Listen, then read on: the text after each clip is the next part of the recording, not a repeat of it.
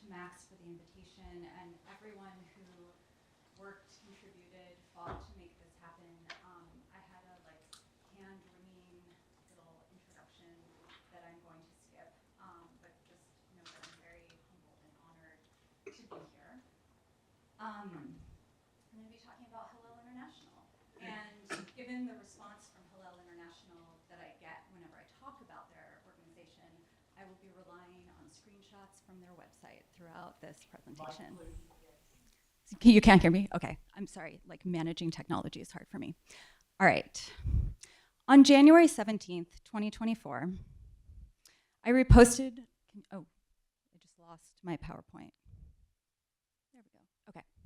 I reposted a slide by the Palestinian poet Remy Kanazi as a story on my personal Instagram account. The post, originally written on Twitter and then shared by Kanazi as a screenshot, read, "Do not cower to Zionists.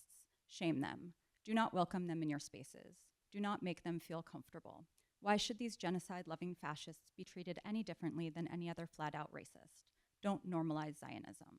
Don't normalize Zionists taking up space." Is the volume okay? You can hear me? Okay.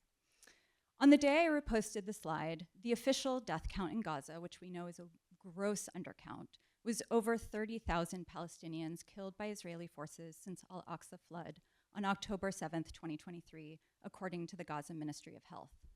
Over 10,000 of them were children. Over 7,000 more people were reported missing in the rubble. Over 1.9 million people, nearly 85% of the population in Gaza, had been displaced.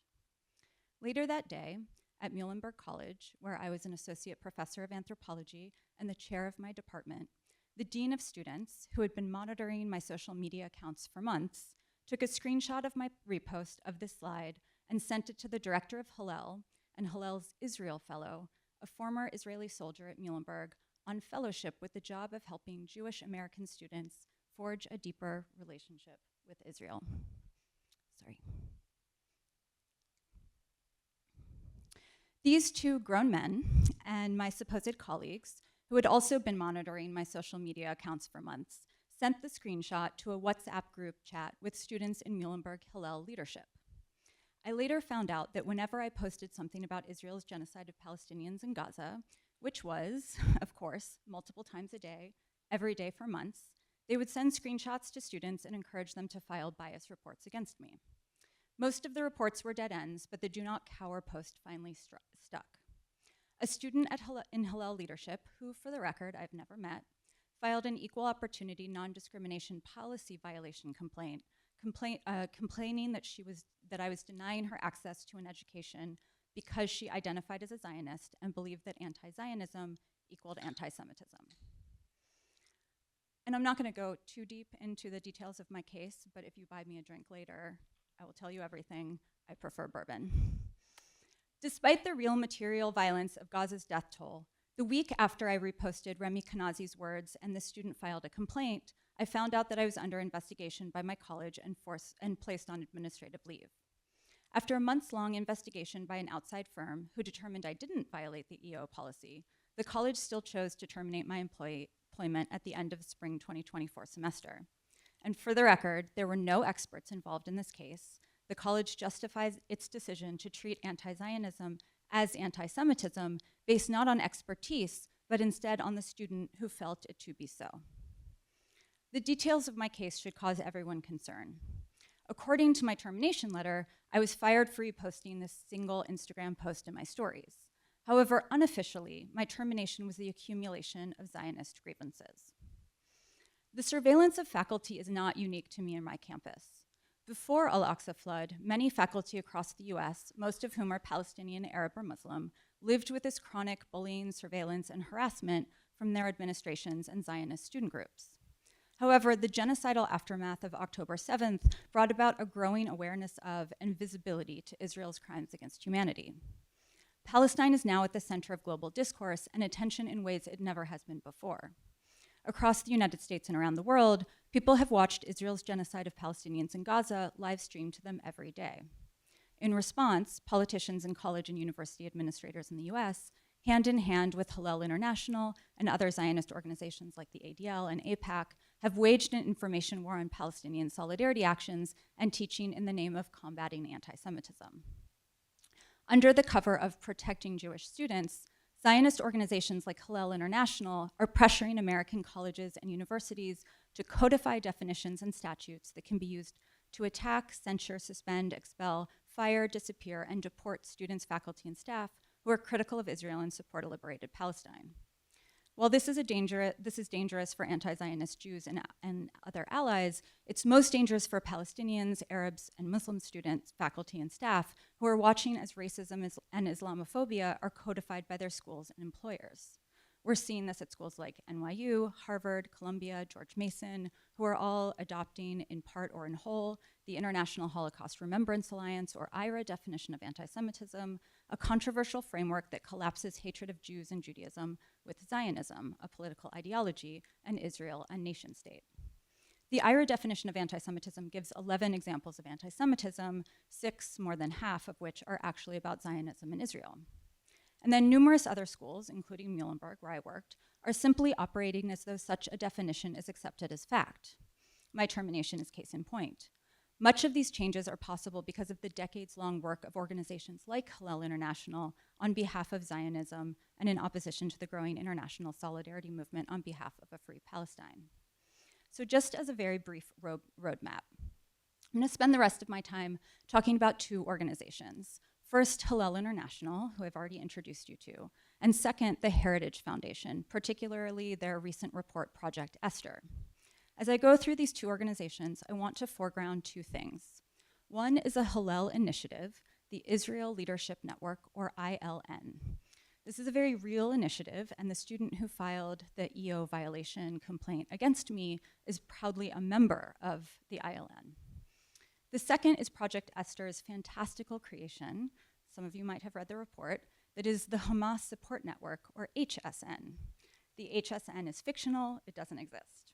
I'll go into these two things in detail, but for now I want to suggest that Zionists, whether Jewish Zionists or Christian Zionists, have created a paranoid projection in the HSN in an attempt to criminalize anti-Zionism.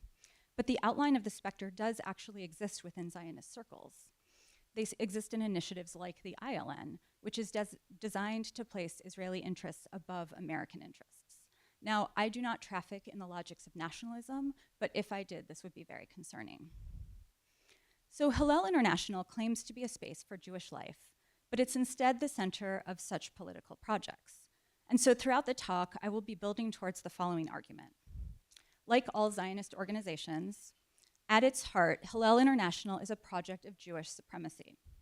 On college and university campuses, this Zionist project frames Jewish students as inherently victimized, and Palestinians, whether on campus, in the US more broadly, or in occupied Palestine, as incapable of being victims.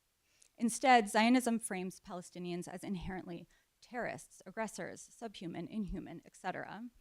Simply by existing, living, and surviving, let alone resisting, Zionism first discursively and then materially denies Palestinians their humanity. There's no such thing as Zionism outside this frame. It cannot be redeemed.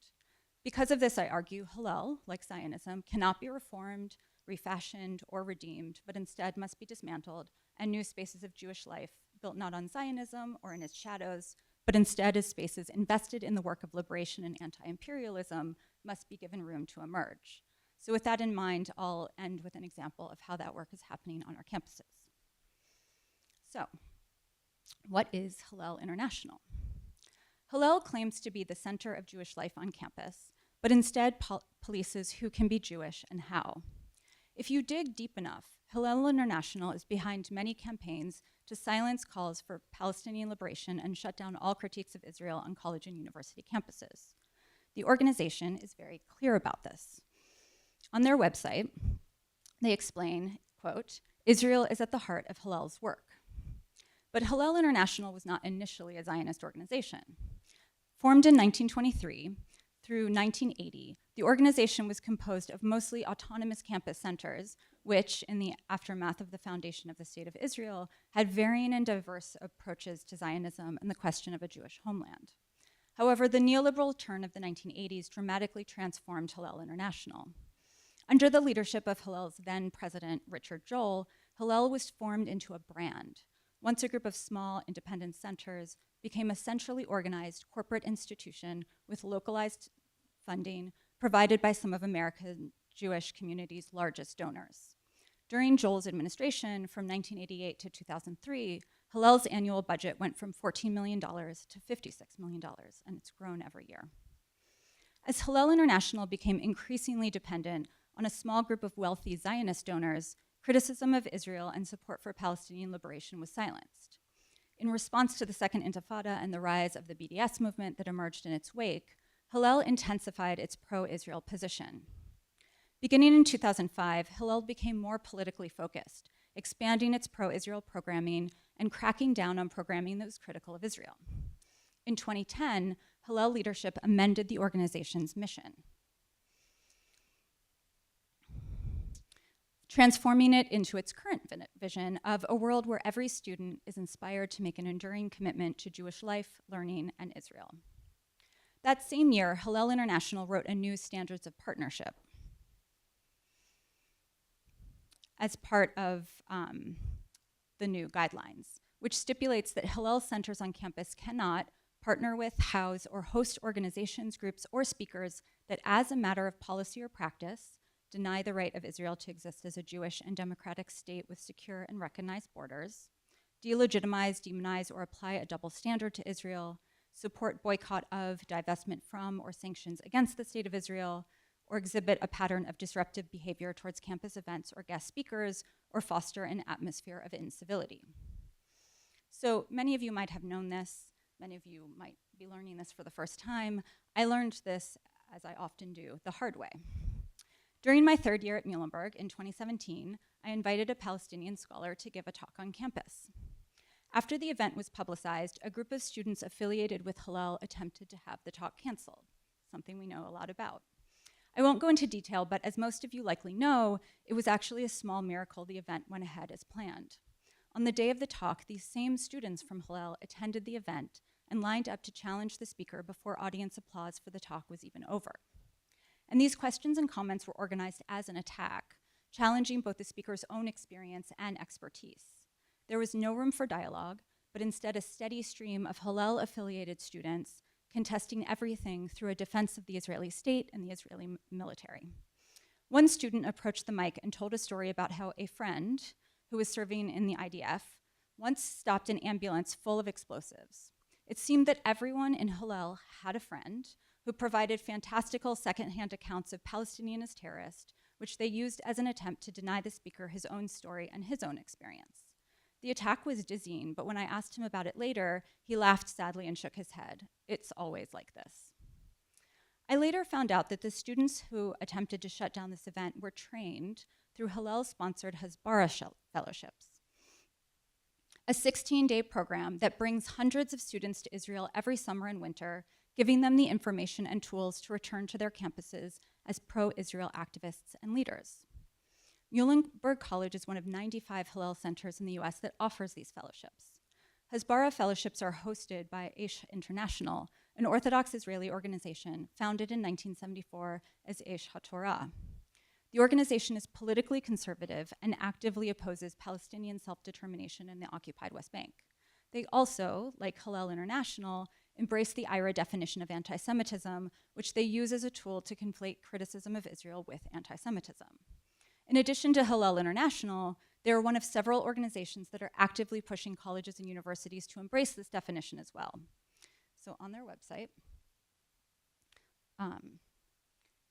Aish explains, increasingly, universities today are bastions of virulent anti-Israel and anti-Semitic activities.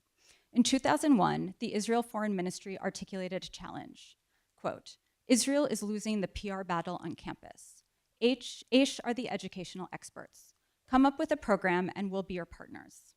The result was Hasbara Fellowships, which brings North American college students to Israel for an intensive 2-week training program in pro-Israel activism. The word Hasbara colloquially means propaganda. It comes from the Hebrew word hasbir, which means explaining or explanation. More informally today, the word translates as the, quote, control of narrative and the manipulation of information as an essential element of modern warfare, according to the Middle East Policy Council. Hasbara is a multi-pronged approach to public relations that involves the control of narrative around traditional media, social media, and educational initiatives. Whenever the Israeli government justifies civilian casualties through the language of human shields, whenever they claim they are targeting Hamas and not civilians, whenever they justify bombing schools and hospitals and residential compounds, whenever they claim to be the victim and accuse Palestinians of being the perpetrators, to just name a few examples, this rhetoric is coming directly from the Israeli government's propaganda machine. This work is directly handled by Israel's Ministry of Foreign Affairs and is directed at pro-Israel advocacy efforts abroad. In December 2024, The Forward reported that the Hasbara budget for 2025 would be greatly expanded. Quote, under the new budget, Israel's foreign ministry will receive $150 million on top of what it gets for existing activities for what's officially known as public diplomacy, or in Hebrew, Hasbara. The sum is more than 20 times what that effort has typically been in past years. US-based Hasbara fellowships were begun in 2001 and are financially supported by Israel's Ministry of Foreign Affairs.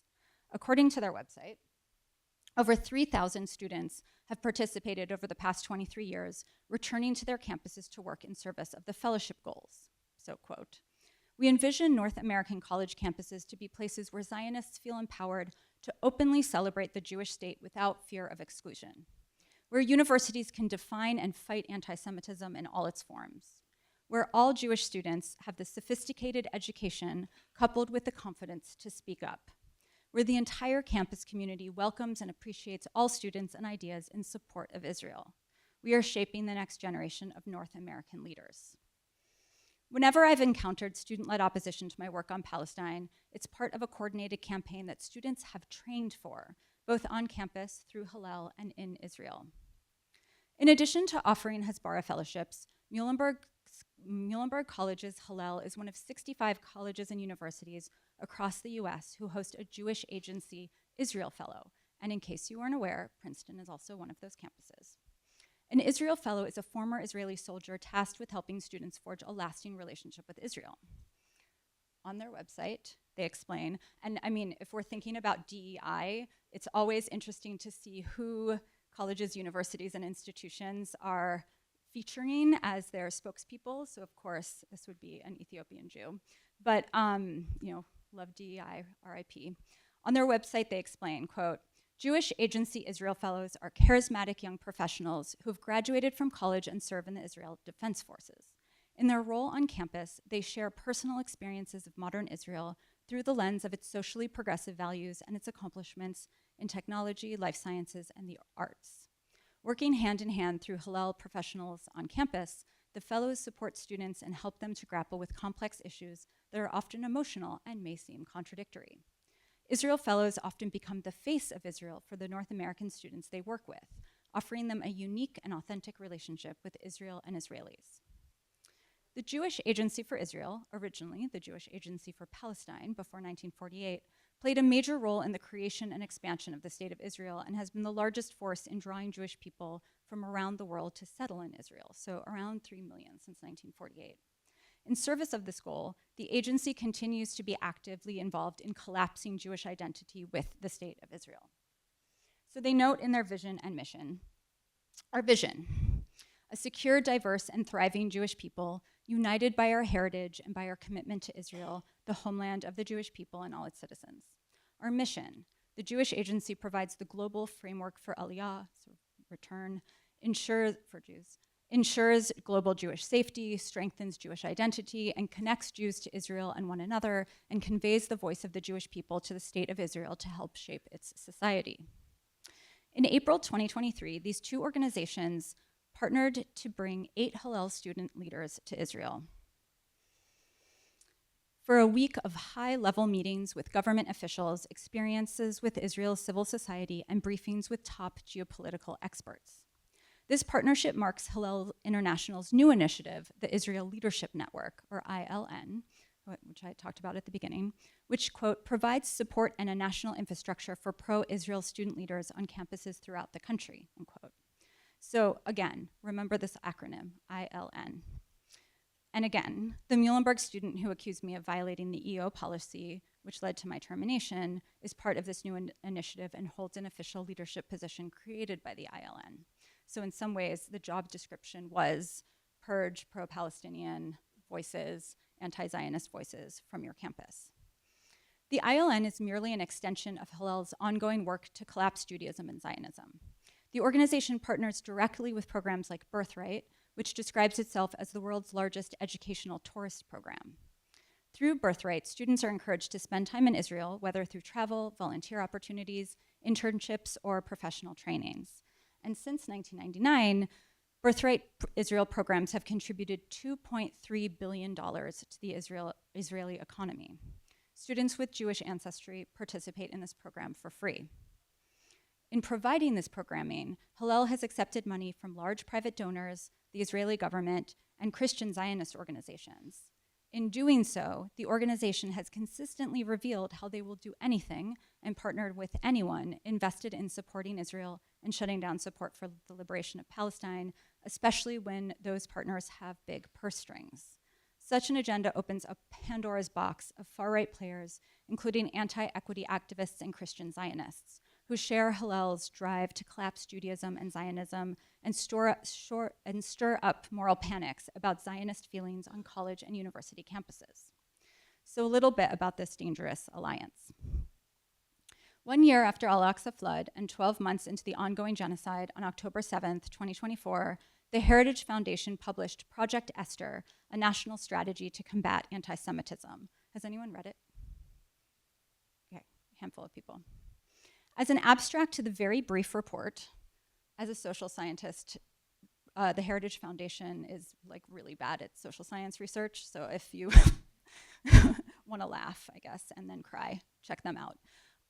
America's virulent anti-Israel, anti-Zionist, and anti-American pro-Palestinian movement is part of a global Hamas support network, HSN, that is trying to compel the US government to abandon its longstanding support for Israel.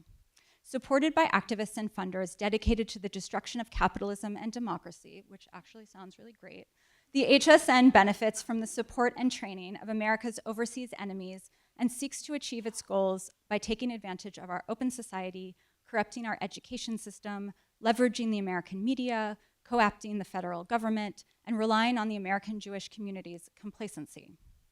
The National Task Force to Combat Anti-Semitism intends to enlist all willing and able partners in a coordinated effort to combat the scourge of anti-Semitism in the United States. Of note, the top architects of this National Task Force to Combat Anti-Semitism are prominent members of the Christian Zionist right. In fact, this task force seems to be entirely led by Christian supremacists. So Project Esther clearly states several goals throughout the report. 2 of those goals are an overt attack on education. First, to eliminate anti-colonial perspectives from the US educational system, and second, to rally the Jewish community, far-right allies, and the American public in general against anti-colonial resistance movements. These goals are a clear dog whistle to stir up anxiety and fear towards activists and scholars doing anti-imperial work, many of whom are people of color. This also demonizes organizations like Jewish Voices for Peace and Students for Justice in Palestine, who are directly named in the report. But everyone involved in liberation work, whether on behalf of Palestine or any other oppressed people, become a target of Project Esther's attacks, which reads like a grand conspiracy theory.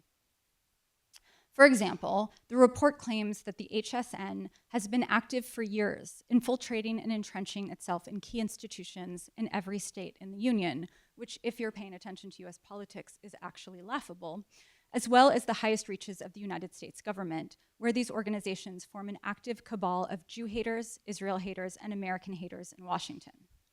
The goal of this shadowy network is to sow internal dissension and generate enough political pressure to compel the United States government to change its longstanding policy of support for Israel, along with a parallel goal of eliminating capitalism and democracy. By loosely attacking anti-colonial scholars and activists, Project Esther is open-ended enough that anyone can become a threat. And then following Project Esther's creation of this fictional Hamas support network, President Trump signed an executive order entitled Additional Measures to Combat Anti-Semitism on January 29th, 2025. This EO came along with a fact sheet which promised I will also quickly cancel the student visas of all Hamas sympathizers on college campuses, which have been infested with radicalism like never before. And as we have seen these past few weeks, the Trump administration is making good on this threat. At least 7 students, almost all of whom are Palestinian, Arab, and/or Muslim, have been abducted by our secret police known as ICE and illegally detained as political prisoners, and 2 have fled after their visas were revoked because they rightfully protested our government's support for Israel's genocide of at least 750,000 Palestinian people in Gaza. And then there's over 300 international students who have just had their visas canceled due to their constitutionally protected free speech.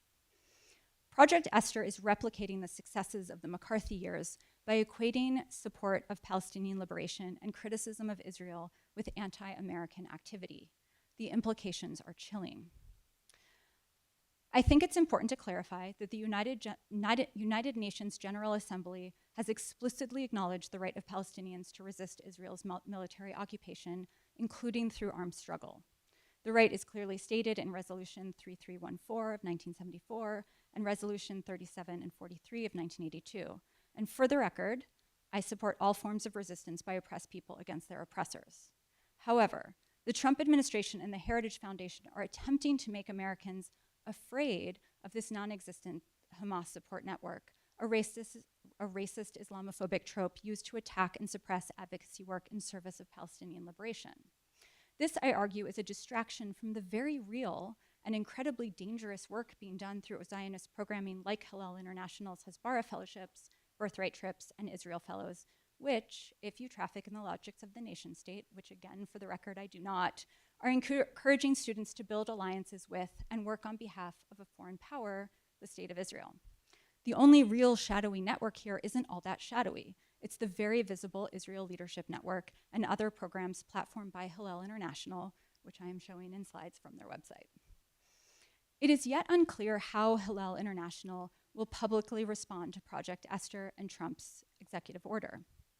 However, Hillel has become increasingly conservative, partnering with far-right white supremacist and actually anti-Semitic organizations and political figures in order to shut down campus speech and events in support of Palestinian liberation.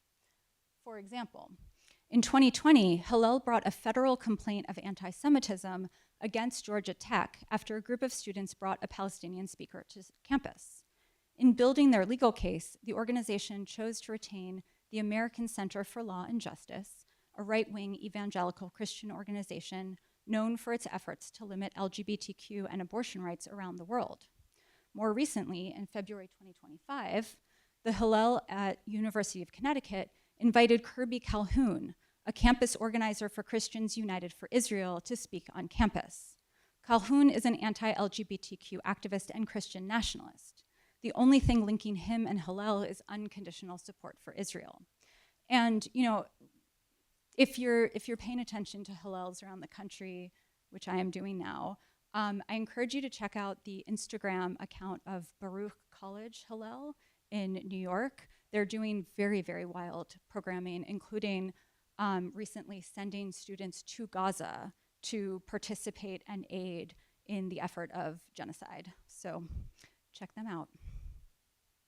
So in conclusion, do not cower. We have seen the worst things imaginable being done to people in Gaza every day for the past 17 months. People being bombed, sniped, burned alive, crushed under buildings, raped, beaten, attacked by dogs, left to die in incubators, starved, frozen to death. Like so many others, like I imagine you, I'm seeing these images daily. And I am also seeing how our politicians, our university administrators, and our media talk about Palestine despite such optics. Over the past year and a half, many people around the world have shown the impossibility of living with this brutal business as usual. In addition to the US funding Israel's live-stream genocide of Palestinians, the world is reckoning with the rise of a global fascist ruling elite. Hundreds of thousands of people have marched and protested and written and taught and organized direct actions and set themselves on fire because they could no longer live with a genocidal status quo. Across the world, people have been willing to make sacrifices for a free Palestine. They have been willing to face arrest, expulsion, termination, and social excommunication in solidarity with Palestinians in Gaza and the occupied West Bank, who are faced with the most horrific violence imaginable at the hands of Israel and their Western allies. I imagine most people in this room are grappling with how to resist the way knowledge and information is being replaced by brute force right now. One of those spaces of resistance for those of us, or those of you, at colleges and university campuses is in respect to Hillel International. But in a climate where anti-Zionists are accused of anti-Semitism with very real consequences, we have to be clear-eyed about the repercussions of doing such work. Hillel accuses all of its detractors of being anti-Semitic, and this has very real consequences right now. Like the State of Israel, Jewish Zionist organizations like Hillel International have clearly demonstrated their willingness to partner with far-right actors and organizations if it furthers their Zionist project. And like the State of Israel, this partnership with explicitly anti-Semitic forces actually makes Jewish people, and especially anti-Zionist Jews, unsafe, as well as Palestinian, Arab, and Muslim people. Under the guise of the Center for Jewish Life on Campus, Hillel International has transformed itself into a very powerful Zionist entity, which establishes a pipeline both to politics in the US and politics in Israel. Even so, the organization weaponizes anti-Semitism in such a way that the perceived safety, and by safety I mean comfort, of a small group of Jewish Zionists has been marked more discursively powerful than Israel's genocidal annihilation of hundreds of thousands of Palestinians. So I just want to end by shouting out, "Drop Hillel," a campaign of mostly Jewish student organizers who are not only challenging Hillel International, but are actively building alternative spaces for radical Jewish life on our campuses.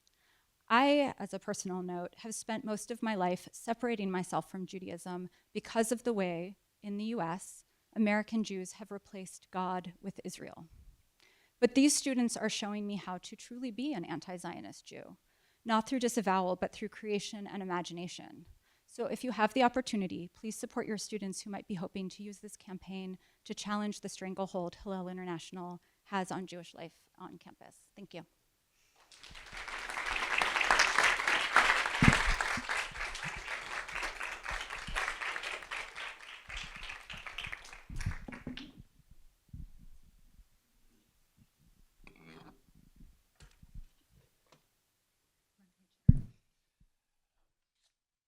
Thanks so much, Maura.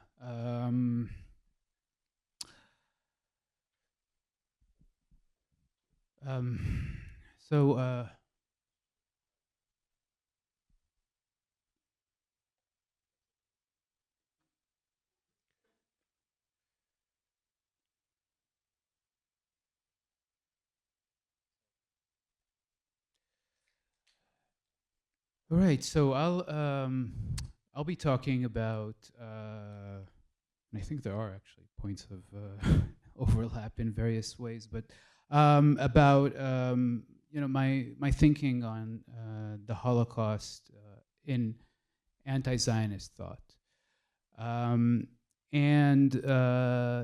my thinking stems from what I see as the disavowal, actually, of the Holocaust as history in Zionist thought. And I'll focus a bit specifically on religious Zionist thought. And the disavowal happens even as the Holocaust is considered as unique. So this idea of the Holocaust as unique, which is common in all Zionist thought.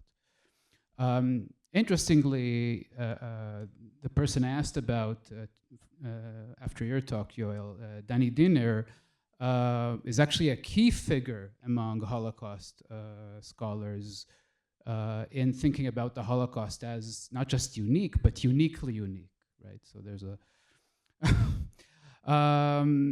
So I'll talk about this, the disavowal of the Holocaust as history in the first part of my talk, and I'll then suggest in the second part kind of a new anti-Zionist historical analysis of the complex set of events and processes that together we call the Holocaust. So it'll be kind of a bit of a Holocaust lesson. I hope you bear with me on this. But this is in order to challenge, right, the dominant idea that the Holocaust is unique.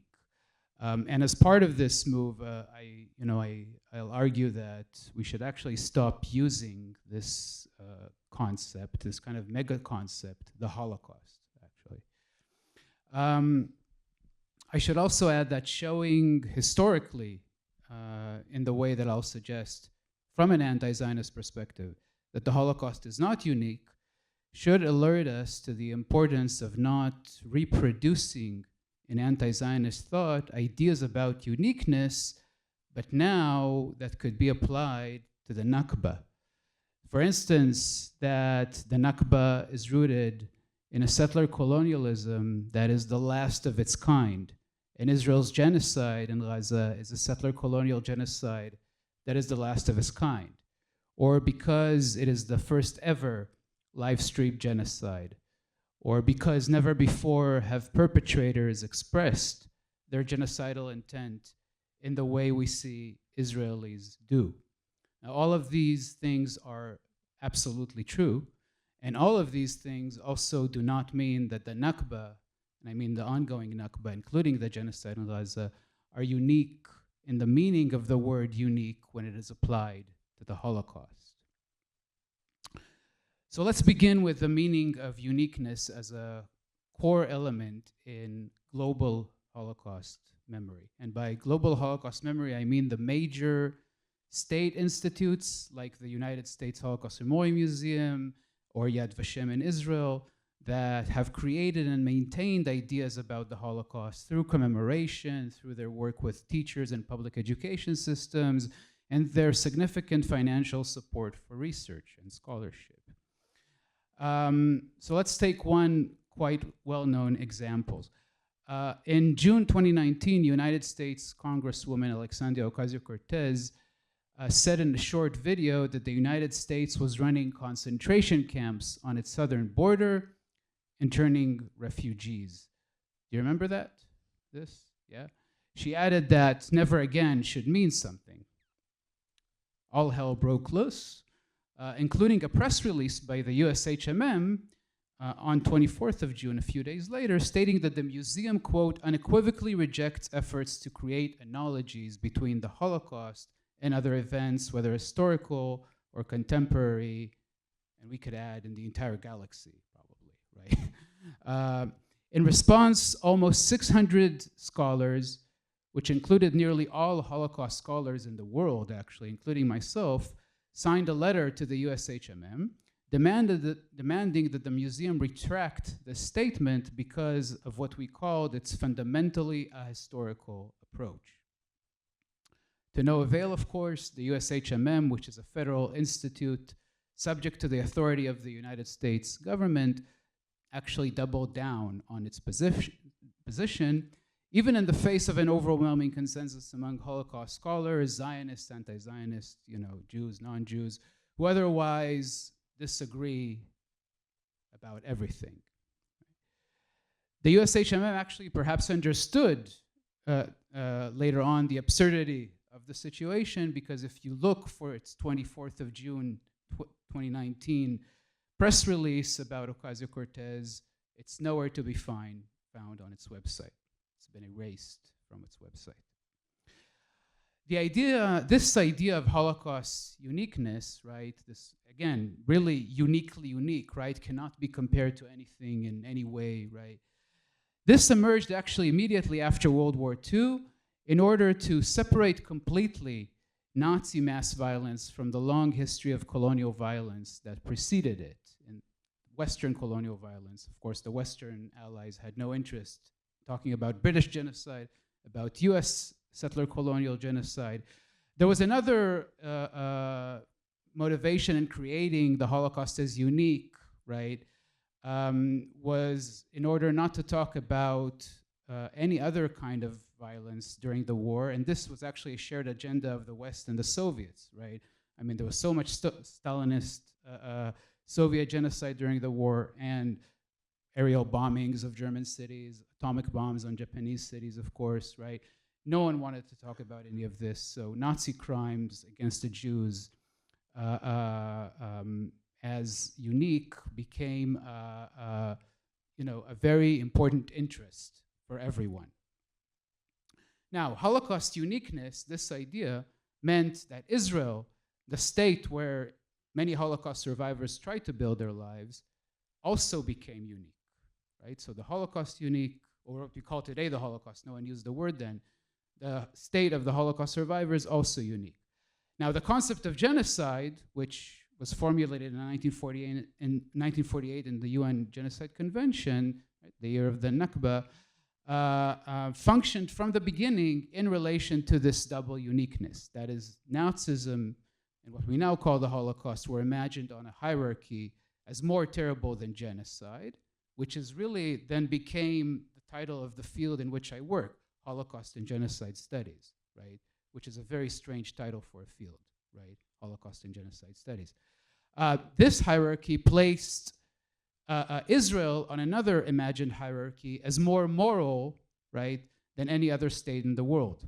This gave rise to the common view in Israel and the West that the Israeli army is the most moral army in the world, so that from Israel's establishment, it became unimaginable that Israel would, and that it actually can, perpetrate really any crime under international law, let alone genocide. So this is the origins of impunity, of Israel's impunity, total impunity in the international legal system, and which necessitated from the beginning, of course, the denial of the 1948 Nakba. And so we have as a structural element of the new international legal system after World War II with genocide as its key innovation, right? And a structural element of Holocaust memory before we called it Holocaust memory of Nakba denial, basically. Nakba denial, Holocaust uniqueness and Nakba denial become structural in the post-war, basically legal and political system. So in other words, Holocaust uniqueness became essential in the denial of Israeli settler colonialism. Oops.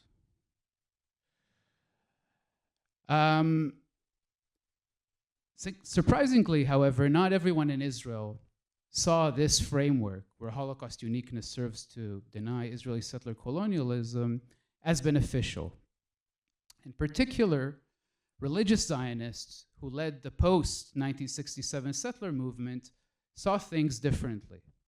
For them, the ancient history of Jews on that land serves as the ultimate justification for the Israeli state, whereas the Holocaust, of course, provides a different and very recent foundational rationale for the state. So there's actually a very clear tension in religious Zionist thought, certainly after '67, between Holocaust memory, right, and the idea about the ancient history of Jews on that land. So that as the post-1967 settler movement in the Israeli-occupied West Bank and East Jerusalem and Gaza Strip expanded and gained more and more political and social and economic strength, the religious Zionist leaders who spearheaded the movement saw an increasing need not to center the Holocaust, but actually more and more to disavow it as an integral part of their nationalist ideology that claims exclusive and timeless belonging to the land. For them, this facilitated, in their view, the denial of Israeli settler colonialism through the claim, basically, of ancient indigeneity. Now, importantly, the Holocaust can still function, of course, as unique in this framework. In fact, it fits the idea of uniqueness much more. That is an issue that is so unique and incomparable, as in the USHMM statement, that it can only be absolutely irrelevant to anything in our world, right? It is so unique in this kind of a way. The roots of this religious Zionist disavowal of the Holocaust stretch to the founding of the Israeli state. Consider, for instance, the following words in 1948 of Rabbi Meir Bar-Ilan, president of the religious Zionist Mizrahi movement. And he said the following: "Thousands of victims, the cream of our people, were sacrificed in the Jewish resistance movement in Europe, which evinced extraordinary reserves of heroism and martyrdom. But what did this war of revolt offer our people? Ultimately, these were but blood-drenched, sublime pages in the chronicles of our history. The nation shall not be redeemed except through the revolt on the mountains of Hebron, Sfat, and Tiberias, and the streets of Jerusalem. The blood of the diaspora victims simply nourishes foreign soil, whereas in the land of Israel, victims fall in our towns and villages. With their blood, the future of the Jewish state is being built. End of quote. Now this nationalist blood and soil, right, language fully disavows the lives and experiences of Holocaust victims across the Jewish diaspora, very explicitly. Rabbi Tzvi Yehuda Kook, who was one of the founding spiritual leaders of religious Zionism, wrote about Jews as a collective living organism that is sick in the diaspora and could only heal in the land of Israel. Now, in his analysis of Rabbi Kook and his students' approach to the Holocaust, scholar Ishai Rosentzvi argues that they understood the Holocaust not as destruction that was clearly divided from the redemption that followed, but as an integral part of the process of redemption. Importantly, though, the subject of concern and focus is the collective Jewish people on their land, not the individual victims in the diaspora, so much so that, as Rosentzvi writes, the Holocaust becomes a positive, quote, a positive event that elides the annihilation of the individuals completely and, quote, blurs the reality of the Holocaust. So this approach, or this interpretation of Kook's approach, differs from that of Rabbi Bar-Ilan, but both of them show us they belong to a religious Zionist memory project of disavowing the Holocaust. Now, in Israel, there is actually a religious Zionist Holocaust museum in a place called Nir Galim. The museum is called the Testimony House, Bet Ha'edut. It's a bit south of Tel Aviv. And it has actually translated this memory discourse of disavowal into action. Let's take, for instance, the From Holocaust to Revival, the 4-day tour in Israel for Israeli high school students that the Testimony House has been organizing over the last 20 years. The Testimony House's pedagogical director, Adi Feinelman, explained in an interview in 2016, she said that this tour offers an alternative for most Israeli youth to the high school trips to Holocaust sites in Poland, thus shifting the focus to the defining agenda of the Testimony House, in her words, the love of the land that is the home of the Jewish people. I think, Fireman noted, that it is meaningful that students are exposed to this element and do not leave the tour only with the terrible depression of the Shoah. The program then is designed to place Holocaust history very clearly on the sidelines, and the tour's location in Israel, of course, also blurs hundreds of years of Jewish histories and lives across Europe. Instead, students meet with Israeli veterans of the 1948 war in some of the war's battle sites, echoing Rabbi Bar-Ilan's words about the significance to Israel of the blood of Jews spilled in it compared to the insignificance to Israel of the blood of Jews spilled in Europe. The inclusion of survivors, Holocaust survivors, in the program further facilitates this disavowal, as students encounter survivors only as Zionists in Israel. The program pushes aside the multiple and complex experiences of survivors in their various destinations of immigration around the world after the war, and for some, back to the places where they had actually lived before World War II. In 2018, the Israeli Minister of Education, very importantly at the time under the leadership of religious Zionist leader Naftali Bennett, decided to institute such tours as well under the Ministry of Education. And the COVID-19 pandemic, of course, gave them a boost, with more than 28,000 students and nearly 300 schools participating in the 2021-2022 school year. Now, if the Testimony House study tours in Israel rendered Holocaust survivors Zionists, then after October 7, 2023, in Israel's genocide in Raz, Israeli propaganda added the other half of this distortion by actually presenting Nazis in the Holocaust story as Palestinians, that is skipping from the Holocaust to the 7th of October. It's all part of the Holocaust, nothing in between, and therefore survivors are Zionists, Nazis are Palestinians. Now this removes the Holocaust completely from its historical context to turn the world upside down. Subjugated people, forcibly displaced and attacked through decades of Israeli settler colonialism, military occupation, and siege, become the worst perpetrators in modern imagination. This image then casts the settler colonial state, armed with nuclear weapons and backed by its Western allies, as the ultimate victims. This weaponization then provides justification, of course, for Israel's genocidal assault on Palestinians, for a war against Nazis necessitates, in Israeli minds, the lifting, quote, of all restrictions, as Israeli War Minister Yoav Gallant explained on 10th of October, 2023.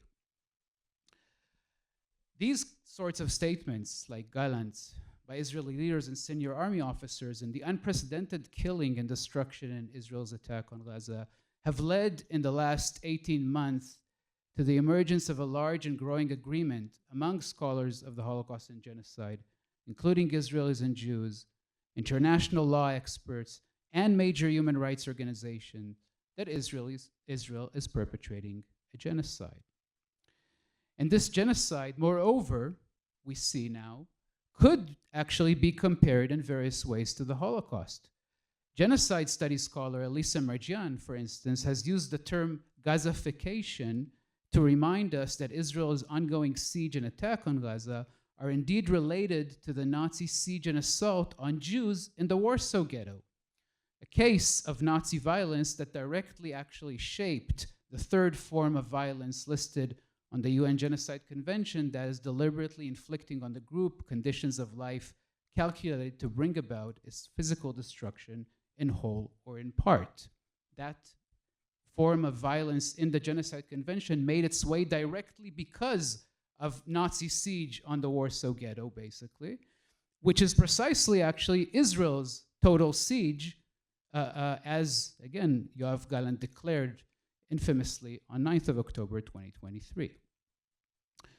Israel's attack on Gaza has thus shattered the long Israeli effort to cast the Holocaust as unique, right? So now one of the outcomes of Israel's genocide is that we can't anymore actually really hold on to this Israeli effort of casting it as unique, or in the religious Zionist version, to push it completely to the margins.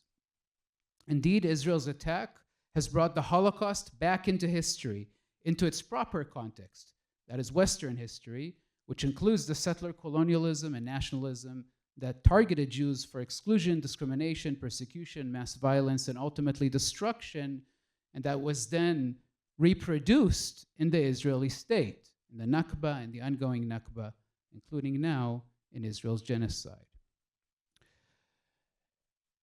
All right, so how does then, if we're now in the era that Israel has created for us in its attack on Gaza, of bringing the Holocaust back into history in this way, what does the Holocaust as history, and specifically as anti-Zionist history, look like?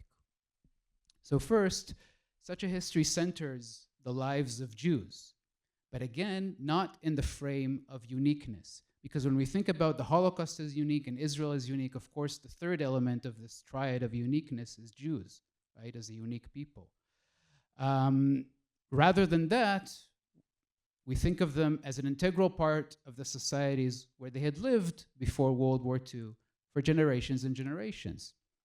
This is importantly not a nostalgic image about Jewish life, but simply about looking at these places as the homelands of Jews, where they felt that they belonged, where they spoke the languages, where they prayed and buried their dead, and where they interacted with their neighbors in all the normal ways we should imagine: good, bad cooperation, violence, commerce, etc. The Holocaust, as unique, relies on several key concepts to blur these Jewish histories.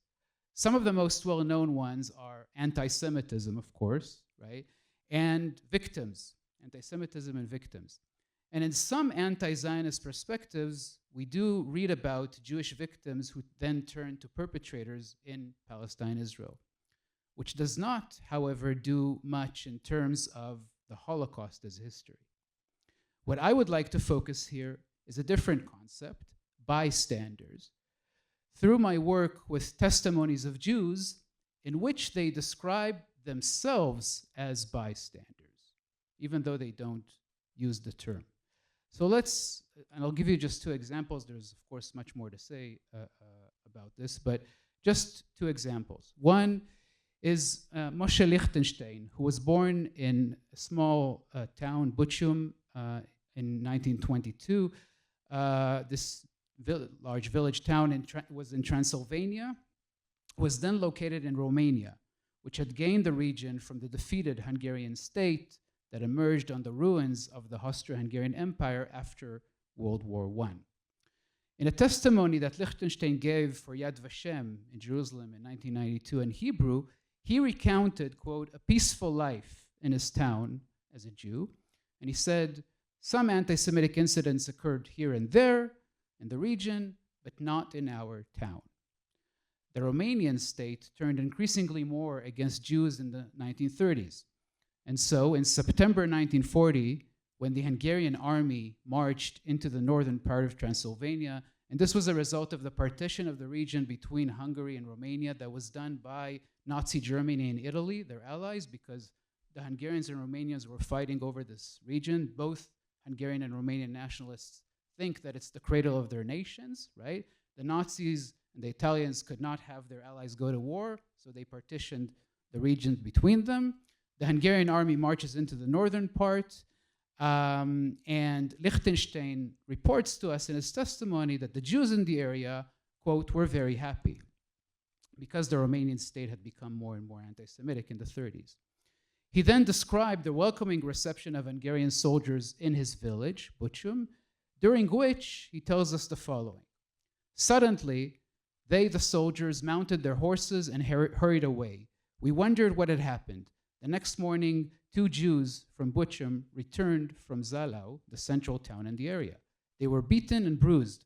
They told us that on the way near Trăznea, they were caught by Hungarian soldiers and nearly shot. They were led to a ditch and told to lie down to be shot. One of them, Beryl Spitzer, knew the Hungarian anthem and began to sing it, and they were released. They also told us that when they passed through Trăznea, they saw many fires and heard shooting. End of quote. The next morning, when Hungarian soldiers with blood on their clothes appeared in Buchum, Lichtenstein tells us that the Jews in Buchum received news, and this is how he describes it, of the pogrom that the Hungarian soldiers committed not against Jews, but against the Romanians in Trăznea. Finally, he says, after a few days, Jews in Buchum went to Trăznea and saw, quote, the big destruction. 8 Jews were also killed. And in the Hebrew language, he uses the word churban, which actually is a reference, is a word that was used to refer to the Holocaust, right, in Hebrew once. And in Yiddish, churban still refers to the Holocaust, actually. These and other testimonies of Jews on Hungarian state violence in northern Transylvania, because we have other Hungarian Jews who witnessed these kinds of small-scale massacres in this late summer of 1940 when the Hungarian army marched in, against both Jews and non-Jews. These testimonies shed light on events and issues and questions that actually have received barely any attention in scholarship on the Holocaust. Now, we also know that Jews from other multi-ethnic and multi-religious borderlands under Hungarian occupation during World War II have also recounted as witnesses, that is, as bystanders, instances of state violence against their non-Jewish neighbors. These instances of violence and massacre stemmed from the urge in Hungarian politics and society to overturn the humiliation of the post-World War I Trianon Treaty in 1920, which left Hungary after the war without its borderlands, like Transylvania, and the urge to recreate a greater Hungary, but now as an ethno-national state and not part of a multi-ethnic, multi-religious empire. Such resentments and national visions also motivated, and this is my second example, Bulgarian policies of territorial expansion, creating a greater Bulgaria that nationalists had desired and failed to realize since the Berlin Congress in 1878. These desires pushed Bulgaria into its alliance with Nazi Germany and to taking part in April 1941 in the destruction of Yugoslavia and Greece, when Bulgaria occupied Eastern Macedonia and Western Thrace. As in the testimonies of Jews from the Hungarian borderlands who recounted violence against their non-Jewish neighbors, Jews from these Bulgarian borderlands also describe in their testimonies violence of the Bulgarian state against their non-Jewish neighbors, especially Greeks in Western Thrace, especially in relation to a massacre that occurred there in September of 1941 in and around the town of Drama. And this is my second example. Miriam Shavit was born actually in Drama in 1919. In her testimony at Yad Vashem in 1987, also in Hebrew, she remembered clearly the Bulgarian occupation of the town in 1941. She prefaced her description of the massacre with a reference to atrocities that Bulgarians had committed when they occupied the area during World War I, when they, quote, entered houses, raped women, robbed, and killed. Every Jew and Greek, therefore, feared the Bulgarian entry. Now, Shavit remembered that the Bulgarian occupiers quickly confirmed such fears, arresting and imprisoning Greeks on the pretext that they were partisans, and she reports that the jail was full. The new rulers also created an atmosphere of terror. On the gate to the police station, she says, they hung a person's head. The situation deteriorated sharply in September 41. A curfew was announced, and, quote, Bulgarian soldiers were shooting outside. They then entered houses and took away young people. They were looking for Greeks, of course, but caught some Jews as well. They killed 10,000 people. All the streets were full of blood. Now, Shavit, in order to stress the magnitude of this massacre that she was recounting, gave it a title in her testimony. She called it Our Black Yom Kippur, right? Now, 10,000 non-Jews were massacred, Greeks, also several Jews, but they were actually killed as Greeks in this case, not as Jews. Yom Kippur coincided with a massacre that month, but of course, almost all the victims were not Jews. Now, recall that Liechtenstein also used language related to Jewish history, depicting the violence of the Hungarian soldiers against Romanians as a pogrom and a big churban. This language, I'd like to suggest, underlines how Jews understood state violence against their non-Jewish neighbors as a very real attack also against themselves, our Black Yom Kippur, that is against their societies, the places that they perceived and experienced as their homelands.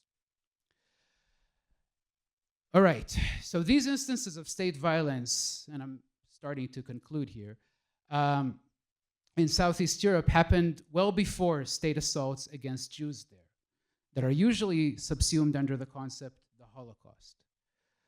What is considered the Holocaust in those areas? In the Hungarian borderlands, we have the rapid ghettoization, robbery, and deportations to Auschwitz of around 430,000 Jews from the Hungarian countryside following the German invasion in March 1944.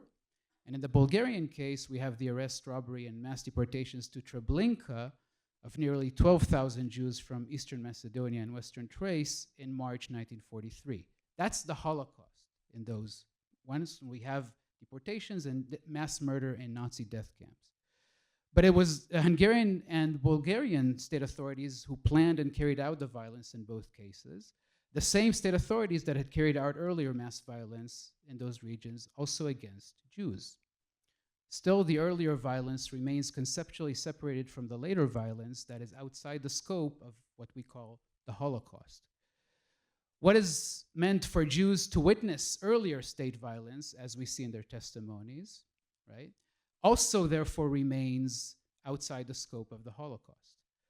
The result of this decontextualization is almost a complete disregard for the social relations that characterize the diverse borderland societies that Hungarian and Bulgarian occupiers sought to destroy in order to turn them into parts of a territorially expanded ethno-national state. Now, the testimonies of Shavit and Lichtenstein were collected in Israel by Yad Vashem, the Central Israeli Holocaust Commemoration and Education Institute. These testimonies, in other words, are not where we might expect to encounter such references to state violence against non-Jews. Rather, we might assume that these testimonies would reflect decades of living, thinking, imagining, and remembering within the Jewish Israeli national framework, in which violence against non-Jews during World War II actually poses a threat to the idea that the Holocaust is unique. Still, it's precisely there that we find the starkest elaboration of how Jews remembered experiences, basically the projects of Greater Hungary and Greater Bulgaria. And it is in these testimonies that the survivors disrupt common understandings and raise new questions about the Holocaust, pushing us, perhaps, if we're actually listening to them, to inquire anew what the Holocaust was, what it means for us today, and how it figures in anti-Zionist thought. Now, the disruption of the standard Holocaust story through these pieces of testimonies of Jews in which they describe themselves again as bystanders, right, using the language of Jewish destruction, opens a window for us to listen to their understanding of what we call the Holocaust. In their cases, processes of state violence that targeted and the drive to realize exclusionary ethno-national vision of the state to destroy diverse societies as a whole. That's what they're talking about, basically. The destruction, the targeting of societies as a whole. This analytical framework, which is really not more than pretty basic contextualization, using a source that is supposed to be central, the accounts of survivors, this framework disrupts the religious Zionist disavowal of the Holocaust, which is really decontextualization taken to extreme. So this, what we might call anti-Zionist contextualization, then helps in challenging, to return to my comment at the beginning, the use of the concept, the Holocaust, which is a cornerstone of the Holocaust uniqueness idea, the Holocaust and genocide hierarchy. The challenge stems from the fact that what Lichtenstein and Shavit describe to us are actually holocausts in plural that were tied to the regional and national contexts, Hungarian and Bulgarian, far more than to each other. And this, interestingly, actually corresponds with actually an idea by Yeshayahu Leibovich, which you mentioned, Yoel, who claimed that there was actually never such a thing as the Jewish people at some point, right? Certainly not in the Zionist sense, right? Lichtenstein and Shavit, we could read them in a similar way.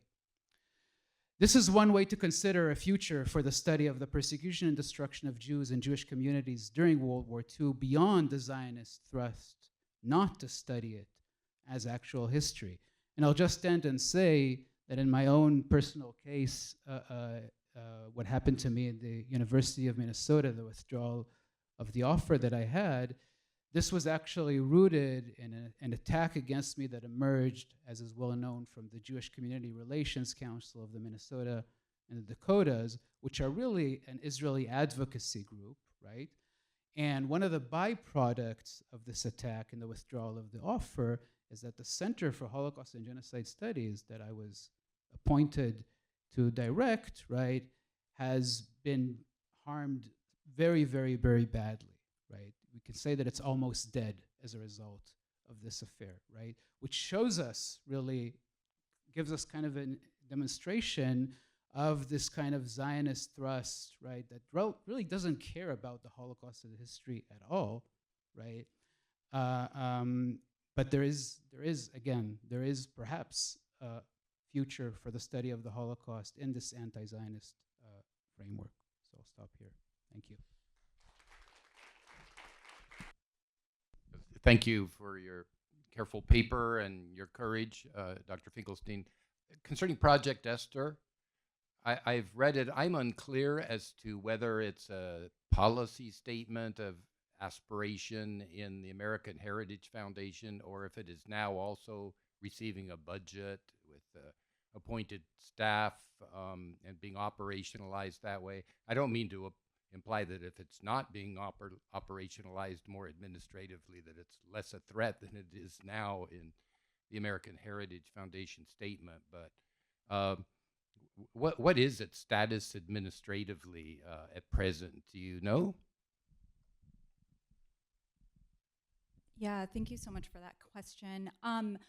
The short answer is that I don't know, but I think the longer answer, and if anybody else does, please chime in, but I think the longer answer is that the Heritage Foundation has created reports that have greatly influenced policy. So the one that I'm actually most familiar with is from 2021. It's called Inclusion Delusion, and it's an attack on DEI as inherently anti-Semitic. And it's a sort of like really crappy social science investigation of the tweets of DEI staff members who tweet about Israel and Zionism, and making the argument that because of their social media presence, they are inherently anti-Semitic, and DEI should be completely dismantled and rebuilt as a like organization that is like protecting everyone, i.e. Jews. And while that didn't become policy, we can see the ways that that argument has been used to attack speech on campus. I mean, even as far back as Steve Salaita's case, we know that this attack has been going on. And I think, you know, looking at Project Esther alongside Trump's EO policy, I think shows that there's that direct influence. We can see that in Project 2025 as well. So in terms of sort of what's going on in terms of the Heritage Foundation actually providing the language of policy, I can't answer that, but the sort of direct link I think is really clear in what we're seeing in terms of the, you know, disappearance and deportation of students right now.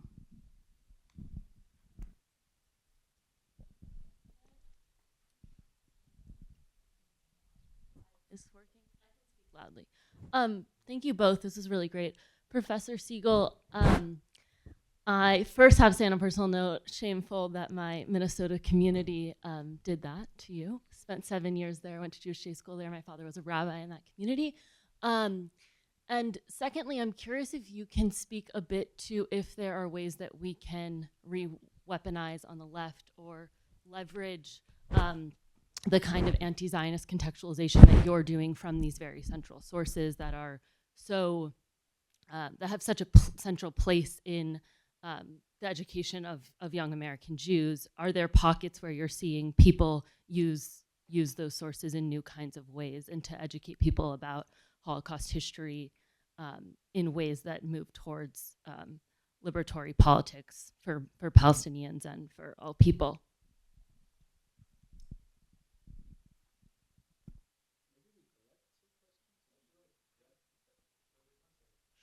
Should I go ahead? Thanks to you both. I wanted to ask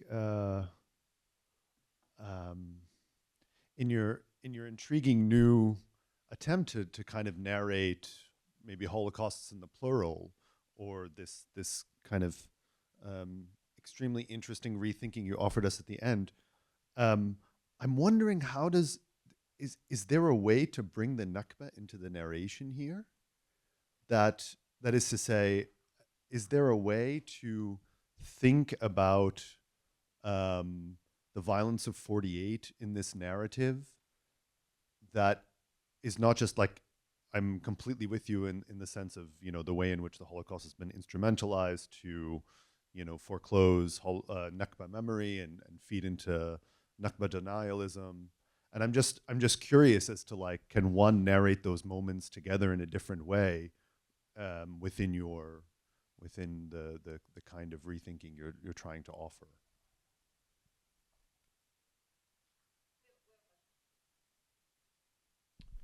Thank you both for really powerful presentations that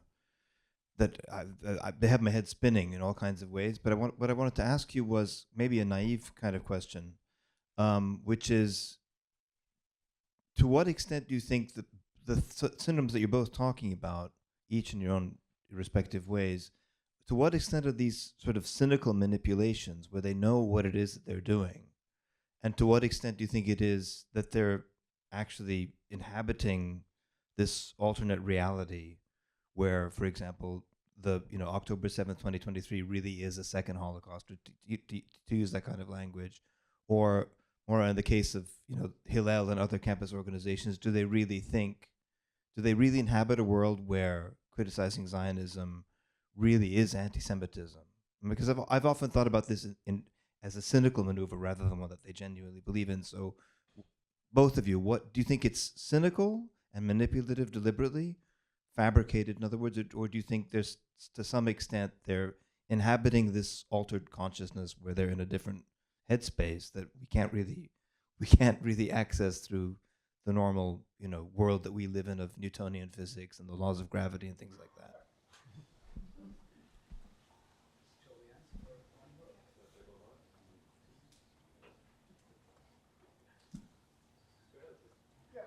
I don't want to take it away from Joel, but if I can, listening to the panel, the first panel we had, and now our two speakers, I'd like to ask about what you think.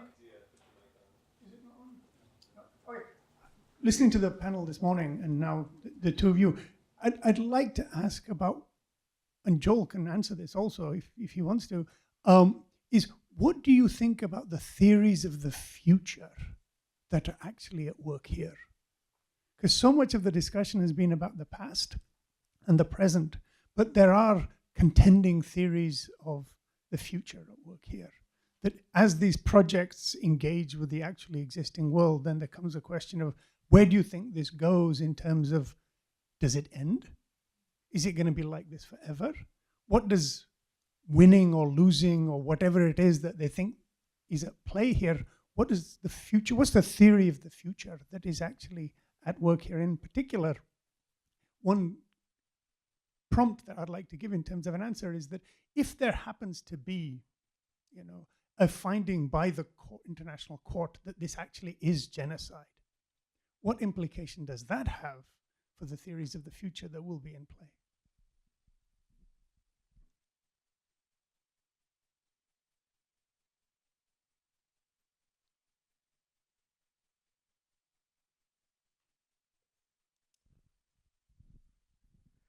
Maura, I don't know if we ever met when you were a PhD student at Stanford. Once, okay. But here's a footnote to your paper concerning something that I think happened probably when you were at Stanford. And it's about how Hillel International came to have its Israel guidelines. And this is important because it complexifies the question of what we do with oppositional Jews who aren't anti-Zionists. So for many years, there was, and it still continues, a Jewish Film Festival in San Francisco, and it was inhabited the left wing of the Jewish establishment. I mean, probably they were, J Street type two-staters, even before J Street existed.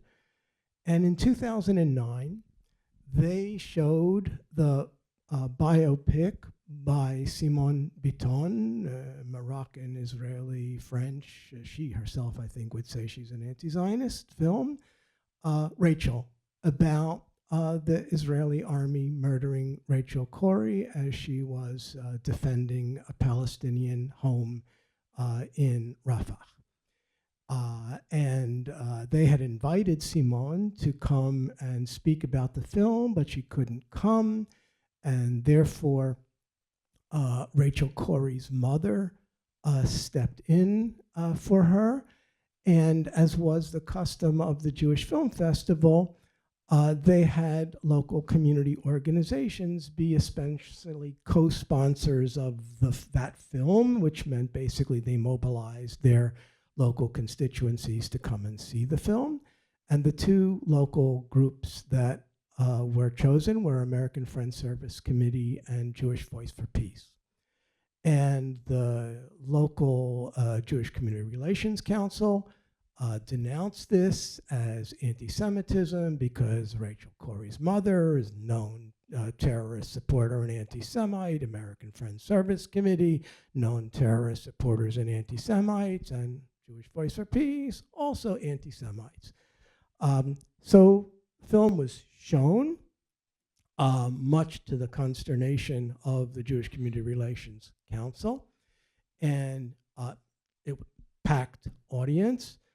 And in response to the Jewish film festivals having shown that film and having invited Rachel Corrie's mother and AFSC and Jewish Voice for Peace to co-sponsor, Ted Toby, who is the San Francisco Bay Area's local version of Sheldon Adelson, one of the really wealthy, evil Jews in the region, who major funder of many Jewish things, but also big donor to Stanford University and to various cultural projects in the city. He cracked the whip and made the local Jewish Federation and the local Hillels adopt a version of the Hillel International guidelines about who you can and can't partner with. And that eventually became nationalized as Hillel policy. So what's important here, besides the footnote on the origins of the policy, is that it was done in reaction to Jews, not, and to Jews who didn't think they were anti-Zionist. Jewish Voice for Peace was not organizationally committed to anti-Zionism at the time. Jewish film festivals certainly were not anti-Zionist, but even that version of whatever was not acceptable.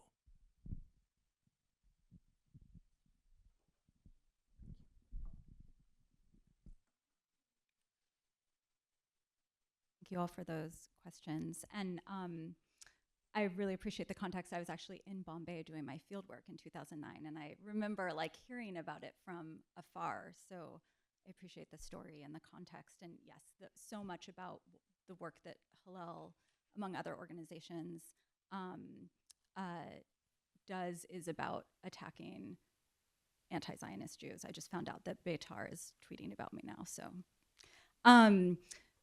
sorry, to answer your question, I think, I'm an ethnographer and I'm really struggling with what I have access to right now.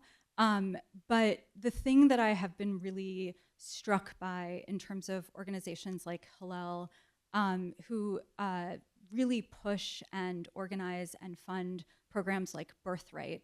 And there's a really interesting memoir that just came out called Good Jewish Girl. I can't remember the author, but if anybody's read it, it's about the sort of eroticization and sexualization of birthright trips in order to create this really seductive and visceral connection between young Jewish, mostly Americans, but Jews from around the world, with the land in this way that both, erases the existence of Palestinians as anything other than, terrorist shadows, but also to sort of encourage young Jewish women to make out with and have sex with IDF soldiers, et cetera, et cetera. The thing that I have found over almost a decade of working on a campus that has a very, very powerful Hillel that is not only a specter on the campus, but actually was on the top floor of my department. So I was literally laboring under the weight of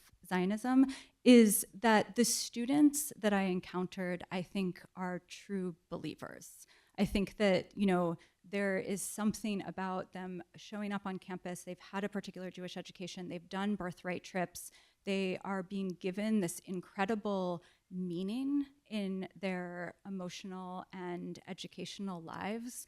And, I think about this student who filed the complaint about me and a student who filed a complaint that wasn't followed through on my teaching in the fall. I truly believe that they felt like I was an existential and physical threat to them. And I hope that when they maybe get the opportunity in the future to realize what they've done, that they have the support to process the work that they've been doing.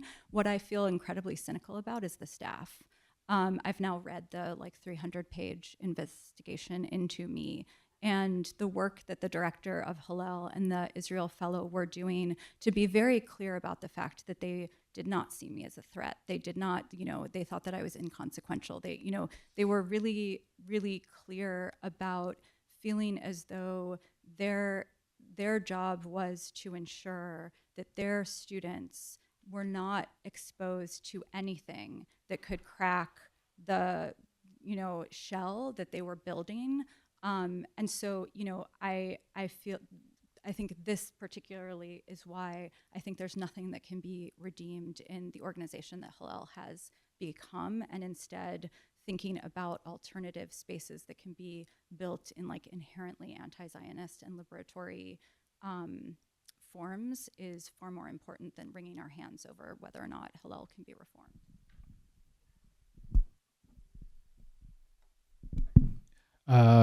Yeah, I agree that I think you asked about the 7th of October as a continuation of the Holocaust, right? I think there's a lot of indication that that's how the vast majority of Israeli Jews feel, right? Genuinely, right? That is right from outside crazy, right? We may say crazy, whatever, but I think there's a lot of indications that that's how they feel, and I think that there's also a lot of indication, right, that a lot of Jews in Israel and also here in the U.S. and in Europe do feel, right, and I say feel because it's based on an emotional framework, right?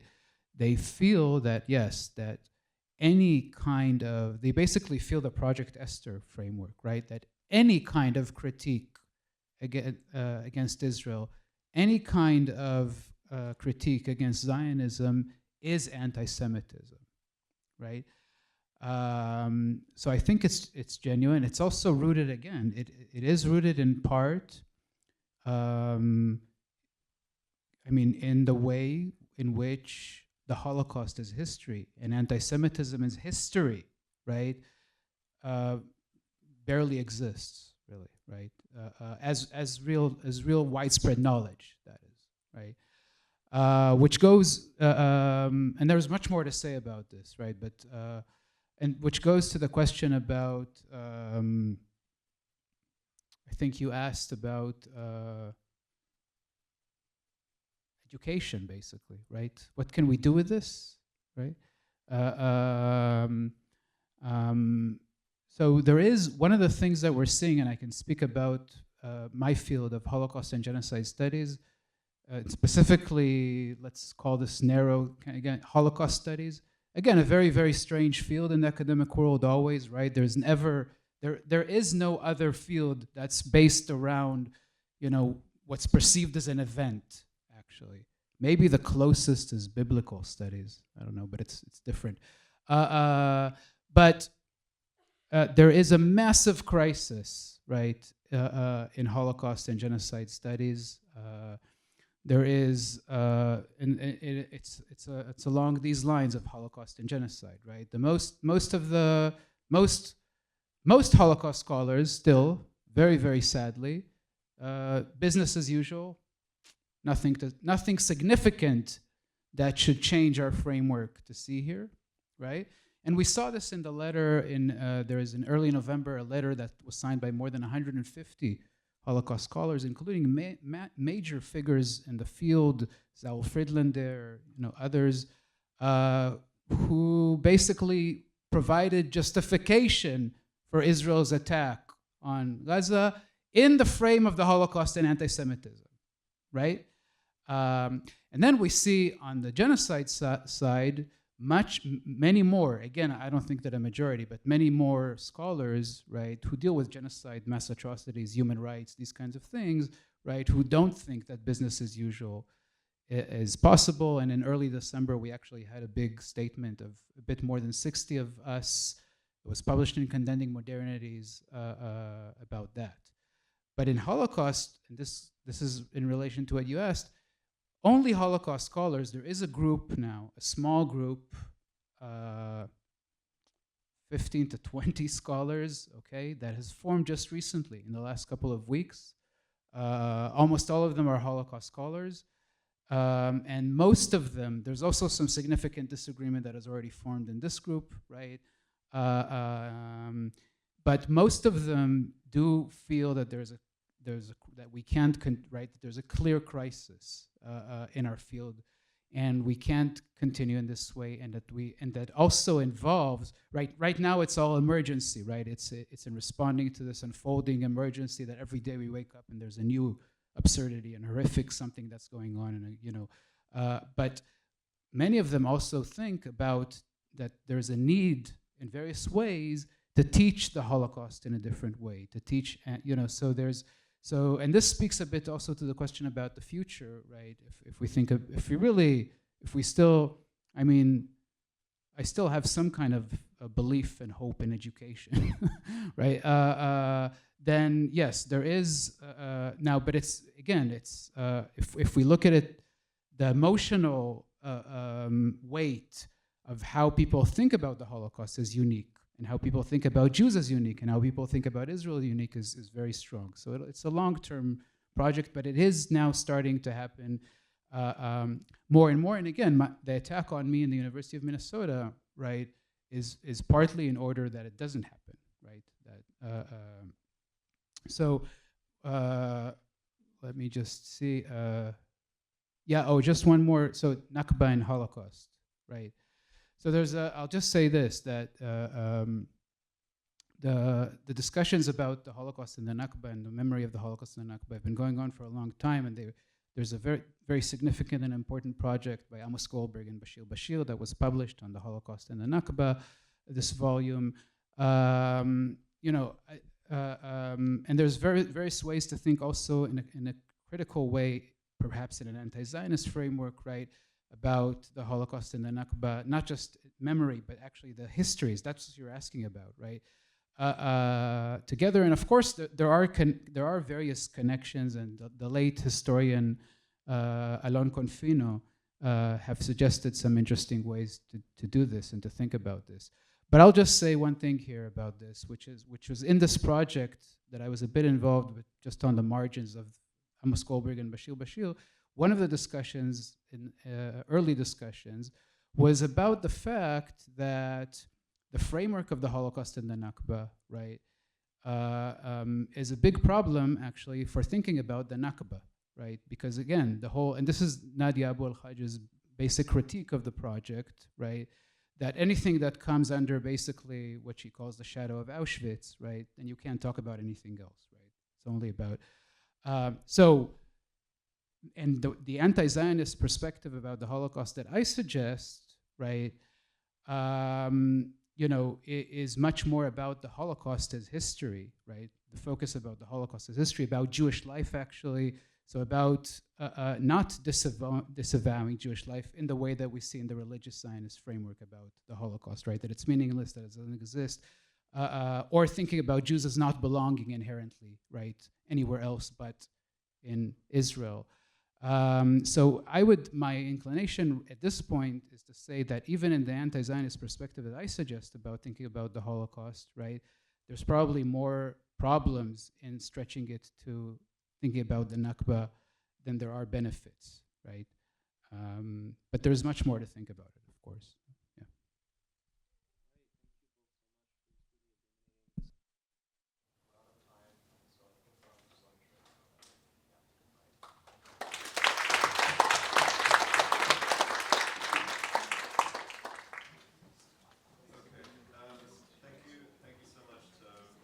Raz, and thank you, Ikaika, for chairing the panel. Just so you all know where we're at, we are pretty well, I think we're doing pretty well on time. So lunch is set up and available to folks out in the corridor there to whatever extent possible. I would love for the presenters and the commentators to be able to eat, and then to allow everyone else who is here to eat their fill.